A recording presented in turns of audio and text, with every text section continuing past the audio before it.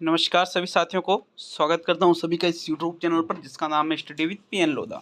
साथियों, रीट मुख्य परीक्षा 2023 के लिए जिसको आप थर्ड ग्रेड मेन एग्ज़ाम 2023 भी कहते हो, शैक्षणिक मनोविज्ञान का पेपर नंबर 6 लेकर आया हूं। साथियों देखिए, बहुत ही शानदार लेवल के प्रश्न इस टेस्ट में देखने को मिलेंगे और टोटल प्रश्नों की संख्या कितनी है? 20 है, जिसमें आपका टारगेट है मात्र 10 प्रश्नों को सही करने का।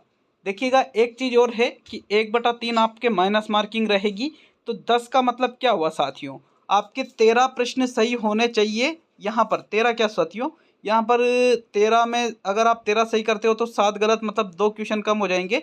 तो कम से कम आपके 13 प्रश्न सही होते हैं तब आपके 10 माने जाएंगे, क्योंकि 1/3 माइनस मार्किंग रहेगी। तृतीय श्रेणी, द्वितीय श्रेणी और फर्स्ट ग्रेड हेतु के लिए भी ये बहुत ही ज़्यादा उपयोगी है। तो चलिए शुरू करते हैं वीडियो को शुरू करने से पहले मैं आपको बताना चाहूँगा कि यहाँ पर ये जो प्रश्न आपके सामने हैं, ये सरल से कठिन की तरफ बनाए गए हैं। शुरू में आपको थोड़े कुछ इजी टाइप के प्रश्न मिलेंगे, बीच में आपको सामान्य टाइप के प्रश्न मिलेंगे और अंत में आपको कठिन टाइप के प्रश्न मिलेंगे। तो वीडियो को पूरा देख करके ही साथियों जजमेंट करिएगा। यूँ मत सोचिएगा कि शुरू में तो इजी प्रश्न डाल रखे हैं, तो ऐसा नहीं है। आपको बीच में और लास्ट में बहुत ही शानदार क्वालिटी वाले प्रश्न मिलेंगे। पहला प्रश्न देखेंगे, विकासात्मक मनोविज्ञान के प्रवर्तक है जीन पियाजे, थॉर्नडाइक, विलियम जेम्स और फ्रांसिस गाल्टन। तो इनमें से किसको विकासात्मक मनोविज्ञान का प्रवर्तक या जनक कहा जाता है? देखिएगा, प्रश्न संख्या 1 में विकासात्मक मनोविज्ञान का प्रवर्तक या जनक किसको कहा जाता है? जीन पियाजे को कहा जाता है। किसको? जीन पियाजे को कहा जाता है, जिन्होंने संज्ञानात्मक विकास का सिद्धांत दिया था। कौन सा सिद्धांत दिया था? संज्ञानात्मक विकास का सिद्धांत दिया था, और अपने इस सिद्धांत में इन्होंने 4 अवस्थाओं का प्रतिपादन भी किया था साथियों। ठीक है, क्लियर है ये सभी के? तो पहला विकल्प आपके पहले प्रश्न में सही आंसर है। आगे बढ़ेंगे प्रश्न संख्या 2 की ओर, तो दूसरा प्रश्न देख लेंगे। आपके प्रश्न संख्या 2 क्या है? देखिएगा, बालक बालिकाओं की काम प्रवृत्ति किस अवस्था में सुप्त हो जाती है? शैशवावस्था में, बाल्यावस्था में, किशोरावस्था में और प्रौढ़ावस्था में। देखिएगा, आपके फर्स्ट ग्रेड में भी साइकोलॉजी है, सेकंड ग्रेड में भी साइकोलॉजी है और थर्ड ग्रेड मेन एग्जाम में भी आपके साइकोलॉजी के प्रश्न हैं। तो निश्चित रूप से आपको अगर ज़्यादा कुछ नहीं करना है तो ये टेस्ट सीरीज जरूर ज्वाइन करके रखना चाहिए साथियों। बात करेंगे बालक बालिकाओं की जो काम प्रवृत्ति होती है जिस अवस्था में सुप्त हो जाती है। भाई, शेष अवस्था में तो इलेक्ट्रा, ओडिपस ऐसी ग्रंथियां पाई जाती है साथियों। इलेक्ट्रा ग्रंथि पाई जाती है, ओडिपस ग्रंथि पाई जाती है। लेकिन जो बाल्यावस्था होती है इसमें काम प्रवृत्ति बिल्कुल सुप्त हो जाती है, जिसको सुषुप्त भी बोला जाता है। क्या बोला जाता है? सुषुप्त भी बोला जाता है साथियों। एक तरह से काम प्रवृत्ति बिल्कुल खत्म हो जाती है। वापिस किशोर अवस्था में काम प्रवृत्ति जागृत हो जाती है।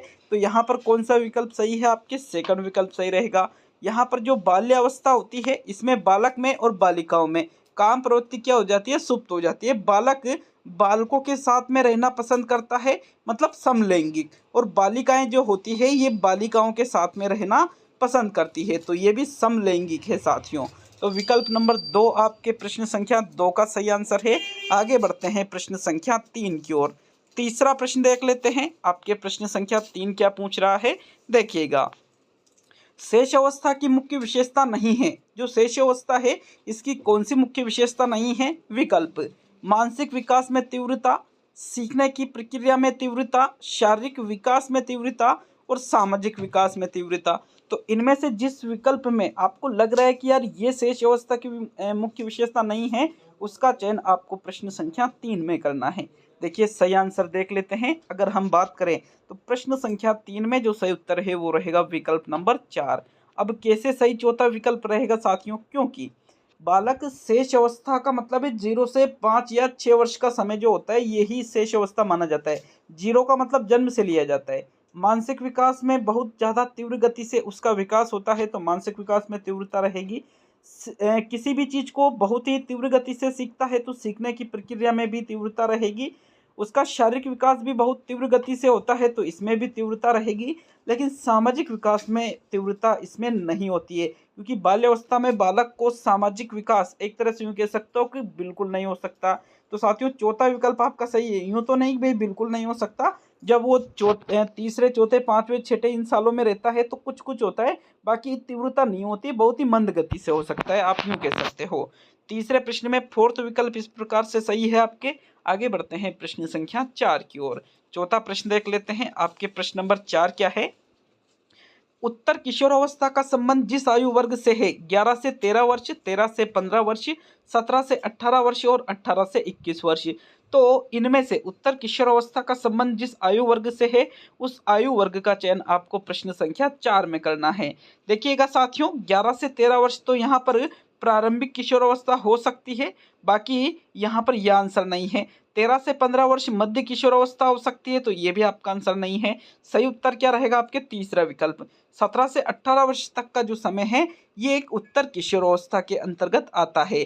अतः विकल्प नंबर जो 3 है, यही प्रश्न नंबर 4 का सही आंसर है। वापस कह रहा हूँ कि अगर आपको अब तक इजी प्रश्न लग रहे हैं तो आप धीरे धीरे देखिएगा कि प्रश्नों का स्तर मैंने किस प्रकार बढ़ाया है। इसके लिए बिल्कुल निश्चिंत रहिएगा, आगे जो आने वाले प्रश्न हैं उनका जो स्तर है उसको आप देखोगे तो निश्चित रूप से आपको लगेगा कि हाँ, बिल्कुल जिस प्रकार से मैंने शुरू में बोला था वैसे ही प्रश्न आपके सामने आ रहे हैं, सरल से कठिन की ओर। प्रश्न 5 की ओर बढ़ते हैं। पांचवा प्रश्न क्या है। जीन पियाजे एवं वाइगोस्की जैसे मनोवैज्ञानिक संरचनावादी अधिगम को किस रूप में देखते हैं। पहला विकल्प है सक्रिय विनियोजन से अर्थ निर्माण की प्रक्रिया, दूसरा है कौशलों का अर्जन, तीसरा है प्रतिक्रियाओं का अनुबंधन और चौथा है निष्क्रिय आवृत्ति प्रक्रिया। तो साथियों, प्रश्न संख्या 5 में बताइए कौन सा विकल्प सही रहेगा। प्रश्न को नहीं समझाऊंगा, एक बार आप आंसर का चयन कीजिएगा, क्योंकि प्रश्न को समझा दिया तो फिर क्या मतलब आ रहा है उस चीज का। प्रश्न नंबर 5 में सही आंसर देख लेते हैं। एग्जाम में भी आपको कोई प्रश्न समझाने नहीं आता है साथियों। 5वें प्रश्न में सही आंसर देखेंगे। देखो, आपके प्रश्न संख्या 5 में जो सही आंसर है वो प्रथम विकल्प है। क्यों है, क्योंकि ये कह रहा है जीन पियाजे ने और वाइगोस्की ने। जीन पियाजे ने संज्ञानात्मक विकास का सिद्धांत दिया है और वाइगोस्की ने सामाजिक सांस्कृतिक विकास का सिद्धांत दिया है। तो साथियों, यहाँ पर इन दोनों ही मनोवैज्ञानिकों ने जो संरचनावादी अधिगम है इसको किस रूप में ये दोनों देखते हैं, सक्रिय विनियोजन से अर्थ निर्माण की प्रक्रिया। अर्थात यह हुआ कि बालक सक्रिय रूप से कार्य करके अर्थ का निर्माण स्वयं ही करता है। इस प्रकार ये देखते हैं अधिगम को। कौन, जीन पियाजे और वाइगोस्की। विकल्प 1 आपके 5वें प्रश्न का सही आंसर है। आगे बढ़ेंगे साथियों प्रश्न संख्या 6 की ओर। छठा प्रश्न देख लेते हैं। आपके प्रश्न नंबर 6 क्या है, ये देखिएगा। निम्नलिखित में से कौन सा मूर्त संक्रियात्मक अवस्था के प्रमुख कौशलों में से एक है। द्वितीय वर्तुल प्रतिक्रियाएं, सजीवात्मक चिंतन, तुलना, समानता व असमानता बताने की योग्यता और परिकल्पित निगमनात्मक तर्कना। तो छठे प्रश्न में प्रश्न को देख करके सही आंसर का चयन करना है। धीरे धीरे कठिनता की ओर बढ़ रहा हूं साथियों में। देखिएगा, एक बार प्रश्न को पढ़ लीजिए, पढ़ करके एक बार विकल्पों को भी अच्छी तरह से देख लीजिए और फिर उसके बाद में अपने सही आंसर का चयन कीजिए। मैं थोड़ा सा टाइम भी देता हूं आपको आंसर का चयन करने में। छठा प्रश्न देख लेते हैं साथियों। तो प्रश्न संख्या 6 में देखिए, जो मूर्त संक्रियात्मक अवस्था है इसके जो प्रमुख कौशल है, इसमें से एक कौन सा कौशल है साथियों, मूर्त संक्रियात्मक। एक बार आंसर देख लेते हैं। तो इसका सही उत्तर है आपके कौन सा विकल्प साथियों, तीसरा विकल्प। तुलना करना, समानता बताना और असमानता बताने की जो योग्यता है, ये मूर्त संक्रियात्मक अवस्था के प्रमुख कौशलों में से एक है। क्यों, क्योंकि परिकल्पित निगमनात्मक तर्कना तो आपके अमूर्त संक्रियात्मक अवस्था में आती है, तो यह आपका आंसर नहीं है। सजीवात्मक चिंतन बालक प्रथम अवस्था में करता है, तो यह आपका आंसर नहीं है। द्वितीय वर्तुल प्रतिक्रियाएं भी यहाँ पर नहीं होती है, बल्कि बालक चीजों के मध्य तुलना करना सीख जाता है, समानता बताना सीख जाता है और असमानता बताने की योग्यता भी इसमें हासिल कर लेता है। कौन सी अवस्था में, मूर्त संक्रियात्मक अवस्था में, जो 7 वर्ष से लेकर के 11 वर्ष तक चलती है। और जो जीन पियाजे के संज्ञानात्मक विकास सिद्धांत की कौन सी अवस्था है, तीसरी अवस्था है साथियों। तो थर्ड विकल्प ही आपके प्रश्न संख्या 6 का सही उत्तर है। आगे बढ़ते हैं प्रश्न संख्या 7 की ओर। 7वां प्रश्न देख लेते हैं। आपके प्रश्न नंबर 7 क्या पूछ रहा है, देखिए।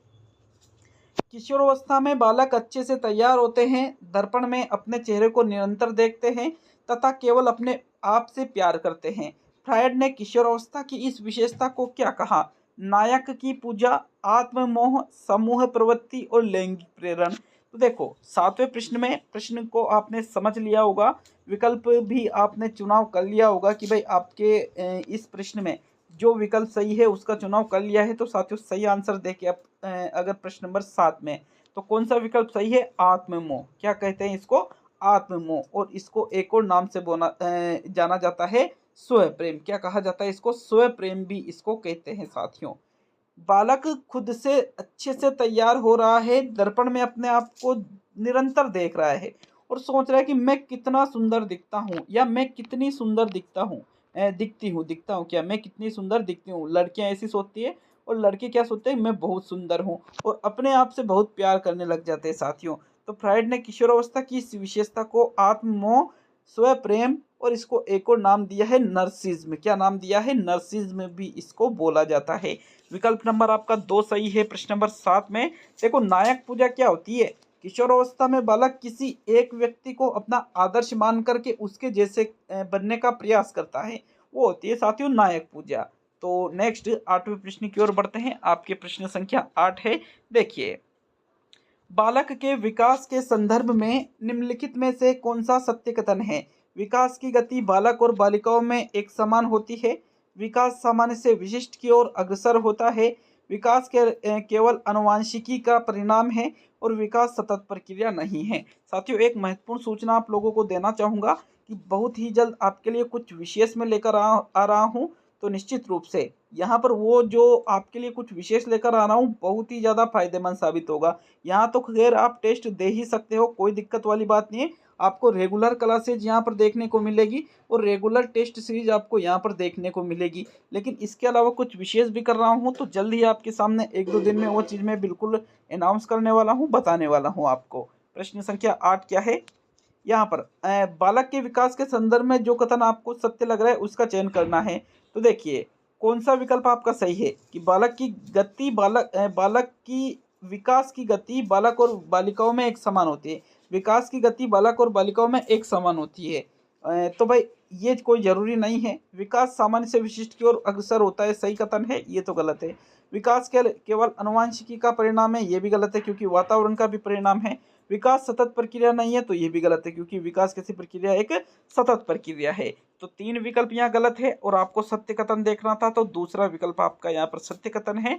इसीलिए सेकंड विकल्प आपके 8वें प्रश्न का सही उत्तर है। आगे बढ़ेंगे प्रश्न संख्या 9 की ओर। 9वां प्रश्न देखते हैं। संरचनावादी उपागम बताता है कि रिक्त स्थान ज्ञान की संरचना के लिए अत्यंत आवश्यक है। विद्यार्थी का पूर्व ज्ञान, अनुबंधन, दंड और यंत्रवत। देखो, संरचनावादी उपागम क्या कहता है कि ज्ञान की संरचना के लिए अनुबंधन अत्यंत आवश्यक है, दंड अत्यंत आवश्यक है। दंड तो गलत हो गया, देखो ये तो गलत हो गया। यंत्रवत, अनुबंधन और विद्यार्थी का पूर्व ज्ञान। तो इसका जो सही उत्तर है, कौन सा विकल्प आपके सही रहेगा साथियों? संरचनावादी उपागम क्या बताता है? विद्यार्थी का जो पूर्व ज्ञान है ये ज्ञान की संरचना के लिए अत्यंत आवश्यक होता है। प्रथम विकल्प आपके 9वें प्रश्न का सही आंसर है। आगे बढ़ेंगे साथियों प्रश्न संख्या 10 की ओर। 10वां प्रश्न देख लेते हैं। आपके प्रश्न संख्या 10 क्या है? परिवार एवं पास पड़ोस बच्चों के सामाजिकरण की मनोवैज्ञानिक एजेंसियां हैं, प्राथमिक एजेंसियां हैं, मध्य एजेंसियां हैं और द्वितीयक एजेंसियां हैं। 10वें प्रश्न में सही आंसर का चयन करो भाई। जो परिवार एवं पास पड़ोस है ये बच्चों के सामाजिकरण की कौन सी एजेंसियां इनको माना जाता है? प्रश्न संख्या 10 में विकल्पों को देख लीजिए और अपने सही उत्तर का चुनाव कीजिए साथियों। धीरे धीरे और बेहद ही शानदार क्वालिटी वाले कठिन प्रश्न आपके सामने आने वाले हैं। देखो, 10वें प्रश्न में सही आंसर देखते हैं तो परिवार और जो उसका पास पड़ोस होता है, पास पड़ोस मतलब उसके आसपास का जो आसपास के जो घर है वो। तो साथियों ये बच्चों के सामाजिकरण की कौन सी एजेंसियां मानी जाती है? प्राथमिक एजेंसियां मानी जाती है। सेकंड विकल्प प्रश्न 10 में सही है। आगे बढ़ते हैं 11वें प्रश्न की ओर। प्रश्न संख्या 11 को देख लेंगे। आपकी 11वां प्रश्न क्या पूछ रहा है? किस अवस्था में बालक अपने समवयस्क समूह के सक्रिय सदस्य बन जाते हैं और विपरीत लिंग के प्रति आकर्षण होता है? शेष अवस्था में, बाल्यावस्था में, किशोर अवस्था में और इनमें से सभी। देखो, जिस अवस्था में समवयस्क समूह के सक्रिय सदस्य बन रहे और विपरीत लिंग के प्रति क्या हो रहा है? आकर्षण हो रहा है साथियों। तो उस अवस्था को ऐसे जो गुण है ये किस अवस्था में पाए जाते हैं, ऐसा आपसे प्रश्न संख्या 11 में पूछा जा रहा है। देखो, शेष अवस्था में तो ऐसा कोई समूह बनता ही नहीं है, तो इस विकल्प को आप हटा दीजिए। बाल्यावस्था में देखो समूह तो बनता है, लेकिन बाल्यावस्था में जो समूह बनता है वो होता है समलैंगिक समूह। कैसा समूह? समलैंगिक समूह। समलैंगिक मतलब समान लिंग का समूह। लड़के लड़कों के साथ, लड़कियां लड़कियों के साथ, और इसमें विपरीत लिंग के प्रति भी आकर्षण नहीं पाया जाता है, तो ये भी गलत। सही आंसर कौन सा है? किशोरावस्था आपका सही उत्तर है।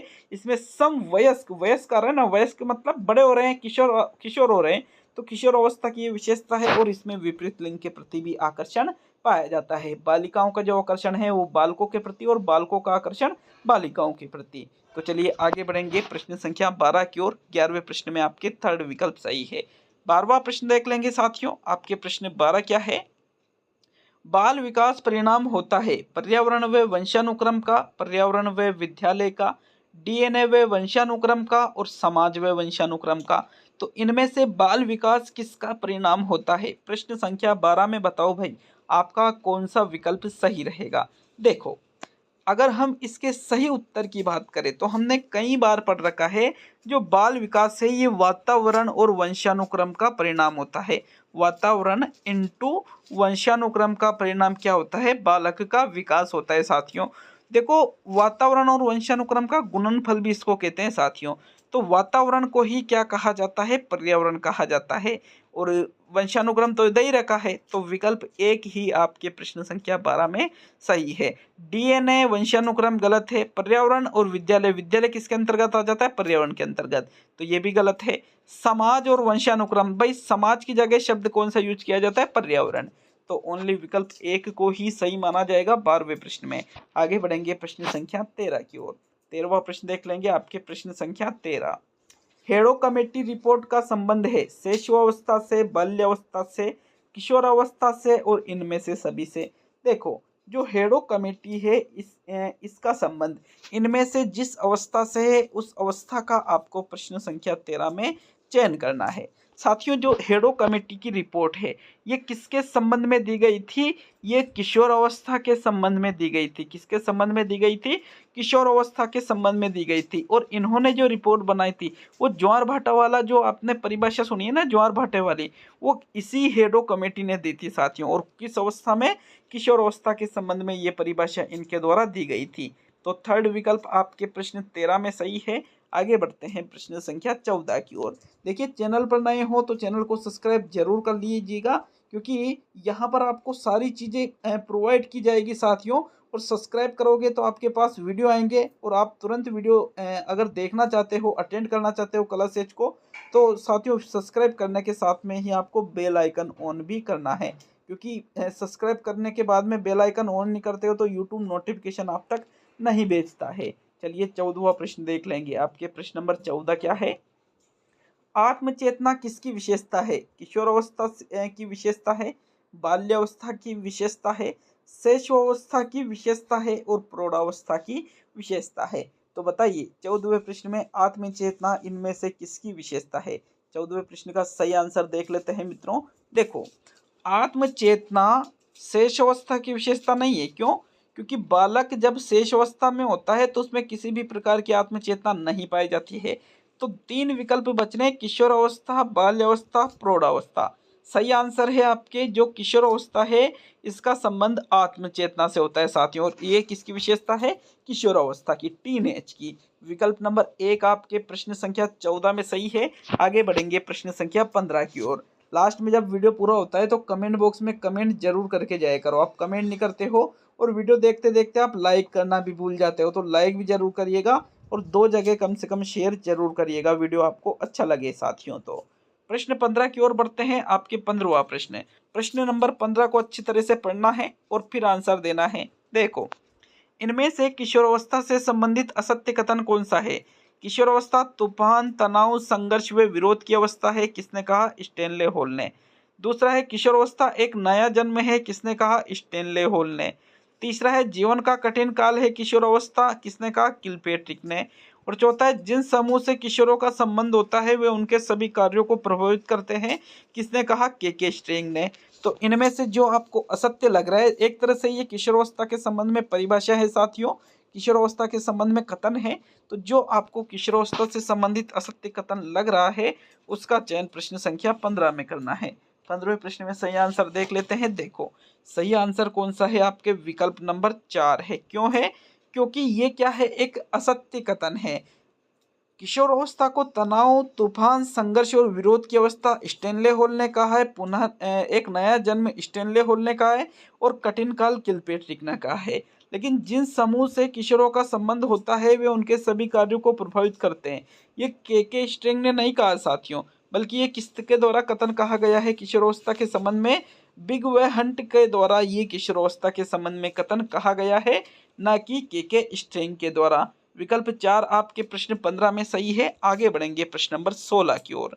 16वां प्रश्न देख लेते हैं। आपके प्रश्न नंबर 16 क्या है? इनमें से असत्य कथन है। असत्य कथन का चुनाव आपको प्रश्न 16 में करना है। तो देखो, संवेदना ज्ञान की पहली सीढ़ी है मानसिक विकास। बालक के सामाजिकरण का प्रथम स्थान विद्यालय का। जटिल सामाजिकरण की अवस्था किशोर अवस्था। अंतःस्रावी ग्रंथियों का कार्य नहीं है नैतिक आचरण नियंत्रित करना। तो जो कथन आपको यहाँ पर असत्य लग रहा है उसका चयन प्रश्न संख्या 16 में करना है। देखो, असत्य कथन को देखना है 16वें प्रश्न में। तो आपने कथन को देख लिया होगा, चारों ही कथनों को। अब आपको कौन सा कथन आपको असत्य लग रहा है 16वें प्रश्न में साथियों? आंसर देख लेते हैं इसका।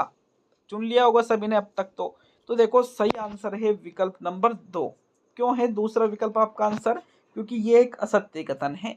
ये कह रहा है बालक के सामाजिकरण का प्रथम स्थान विद्यालय का होता है, तो ये गलत है साथियों। क्योंकि बालक के सामाजिकरण का प्रथम स्थान विद्यालय का नहीं, उसके परिवार का होता है। किसका होता है? उसके परिवार का होता है। अतः विकल्प नंबर 2 ही आपका सही आंसर है। ये एक असत्य कथन है। बाकी संवेदना ज्ञान की पहली सीढ़ी है, इसका संबंध किससे है? मानसिक विकास से है। जटिल सामाजिकरण की अवस्था किसको कहते हैं? किशोर अवस्था को। और जो अंतःस्रावी ग्रंथियां होती है, इसका कौन सा कार्य नहीं है? नैतिक आचरण को नियंत्रित करने का। तो विकल्प 2 ही 16वें प्रश्न में सही है। आगे बढ़ेंगे साथियों प्रश्न संख्या 17 की ओर। 17वां प्रश्न देख लेंगे। आपके प्रश्न नंबर 17 क्या पूछ रहा है? बेमेल का चयन कीजिए। बेमेल का चयन आपको 17वें प्रश्न में करना है। मनोलैंगिक विकास का सिद्धांत सिगमंड फ्रायड। स्थानिक सोच मूर्त संक्रियात्मक अवस्था। भाषा विकास का सिद्धांत नोम चोम्स्की। परिपक्वता का सिद्धांत जेबी वाटसन। तो जो आपको यहाँ पर बेमेल लग रहा है उसका चयन प्रश्न नंबर 17 में करना है। देख लेते हैं आपके 17वें प्रश्न का भाई कौन सा विकल्प आपका सही है। तो साथियों, इसका जो सही आंसर है वो रहेगा विकल्प नंबर 4। परिपक्वता का सिद्धांत वाटसन ने नहीं दिया है, बल्कि परिपक्वता का सिद्धांत गेसेल ने दिया है। किसने दिया है? गेसेल के द्वारा परिपक्वता का सिद्धांत दिया गया है, ना कि वाटसन के द्वारा। भाषा विकास का सिद्धांत नोम चोम्स्की ने दिया। मनोलैंगिक विकास का सिद्धांत फ्रायड ने दिया। और स्थानिक सोच का संबंध जीन पियाजे की मूर्त संक्रियात्मक अवस्था से है। तो पहला सही, दूसरा सही, तीसरा सही, लेकिन चौथा गलत। तो गलती आपको देखना था, बेमेल देखना है। तो विकल्प 4 आपके 17 प्रश्न में सही है। आगे बढ़ेंगे साथियों प्रश्न 18 की ओर। परिपक्वता का सिद्धांत वाटसन ने नहीं दिया, बल्कि गेसेल ने दिया। 18वां प्रश्न देख लेंगे। आपके प्रश्न नंबर 18। बाल विकास के किस उपागम द्वारा विकास की विभिन्न समस्याओं के अध्ययन में कार्य कारण संबंध को जानने का प्रयास किया जाता है? प्रयोगात्मक उपागम, दैहिक उपागम, विकासात्मक उपागम और व्यक्तित्व उपागम। देखो, 18वें प्रश्न को समझना बेहद मुश्किल आपके लिए हो सकता है। तो ज़्यादा टेंशन लेने की ज़रूरत नहीं है कि यार क्वेश्चन गलत हो गया या प्रश्न ही समझ में नहीं आ रहे हमें। तो क्योंकि मैं आने वाले टेस्टों में इसी प्रकार, चाहे आपके कोई सा भी सब्जेक्ट हो, आपके स्तर उठता जाएगा साथियों, धीरे धीरे उठाऊंगा। शुरू में कठिन स्तर अगर मैं लेकर आ गया तो फिर आपकी दिक्कत हो जाएगी पढ़ाई करने में। तो विकल्प आपके 18वें प्रश्न में सही है पहला विकल्प। कौन सा विकल्प सही है आपके प्रश्न संख्या 18 में? प्रथम विकल्प आपके सही रहेगा। क्यों रहेगा? क्योंकि साथियों ये बिल्कुल कह रहा है कि बाल विकास के प्रयोगात्मक उपागम में विभिन्न समस्याओं के अध्ययन में कार्य कारण संबंध को जानने का प्रयास किया जाता है। किस उपागम में किया जाता है? प्रयोगात्मक उपागम में। व्यक्तित्व उपागम में व्यक्तित्वशील गुण, इनका अध्ययन किया जाता है। विकासात्मक उपागम में बाल विकास की जो अवस्थाएं हैं उनका अध्ययन किया जाता है। और दैहिक उपागम में नाड़ी तंत्र से संबंधित अध्ययन किया जाता है साथियों। तो इस प्रकार विकल्प एक ही आपके 18वें प्रश्न का सही उत्तर है। आगे बढ़ेंगे प्रश्न संख्या 19 की ओर। 19वां प्रश्न देख लेंगे मित्रों। आपके प्रश्न 19 क्या पूछ रहा है? बाल अध्ययन की विधियों से संबंधित कौन सा बेमेल है? क्रमबद्ध चरित्र लेखन विधि प्रेयर ने दी। निरीक्षण विधि जेबी वाटसन ने। लंबात्मक विधि वुडवर्थ ने। और व्यक्ति इतिहास विधि टाइडमैन ने। तो इनमें से बाल अध्ययन की जो विधियां हैं उससे संबंधित जो कथन आपको बेमेल लग रहा है 19वें प्रश्न में, उसी का आपको चयन करना है। तो प्रश्न संख्या 19 में सही आंसर देख लेते हैं। देखो, जो क्रमबद्ध चरित्र लेखन विधि है, निरीक्षण विधि है, लंबात्मक विधि है और व्यक्ति इतिहास विधि है। साथियों, इसमें जो लंबात्मक विधि है ये बता रखा है कि वुडवर्थ ने दी, तो ये गलत है। क्यों? क्योंकि जो लंबात्मक विधि है ये किसके द्वारा दी गई है साथियों? कार्ल सी गेरिसन के द्वारा। किसके द्वारा? कार्ल सी गेरिसन के द्वारा लंबात्मक विधि दी गई है, न कि वुडवर्थ के द्वारा। बाकी क्रमबद्ध चरित्र लेखन विधि प्रेयर ने दी है, निरीक्षण विधि वाटसन ने दी है और व्यक्ति इतिहास विधि टाइडमैन ने दी है। तो विकल्प 3 आपके 19वें प्रश्न का सही उत्तर है। अब अंतिम और 20वां प्रश्न देख लेते हैं। आपके प्रश्न संख्या 20 क्या पूछ रहा है? देखो, बाल अध्ययन की प्रयोगात्मक विधि व प्रश्नावली विधि क्रमशः किसने दी है? विलियम वुंट व वुडवर्थ, सुकरात व टाइडमैन, विलियम वुंट व वाटसन और जेम्स ड्रेवर व आइंजैक। तो देखो, यहाँ पर आइंजैक ने तो ऐसी कोई विधि नहीं दी है, अंतर्मुक्ता बहिर्मुक्ता वो चीजें बताई इन्होंने। तो साथियों, बाल अध्ययन की जो प्रयोगात्मक विधि है ये तो विलियम वुंट ने दी है। किसने दी है? विलियम वुंट ने दी है। लेकिन प्रश्नावली विधि किसने दी है ये आपको देखना है। तो भाई, प्रश्नावली विधि वाटसन ने नहीं बल्कि वुडवर्थ ने दी है। अतः विकल्प नंबर आपका जो 1 है प्रश्न संख्या 20 का सही उत्तर होगा। बाल अध्ययन की प्रयोगात्मक विधि विलियम वुंट ने और प्रश्नावली विधि वुडवर्थ ने दी है। तो ये 20 प्रश्न कंप्लीट होते हैं। इनमें से जितने प्रश्न आपके कम होते हैं उसका 1/3 कम कर देना साथियों। 3 प्रश्न आपके गलत होते हैं, 17 सही होते हैं, तो आपके 16 प्रश्न बनते हैं। इस प्रकार माइनस मार्किंग है, चाहे फर्स्ट ग्रेड का एग्जाम हो, सेकंड ग्रेड का एग्जाम हो, या रीट का या थर्ड ग्रेड का मेन एग्जाम हो। तो मिलते हैं अब अगले वीडियो में। बहुत बहुत धन्यवाद सभी को वीडियो को पूरा देखने के लिए।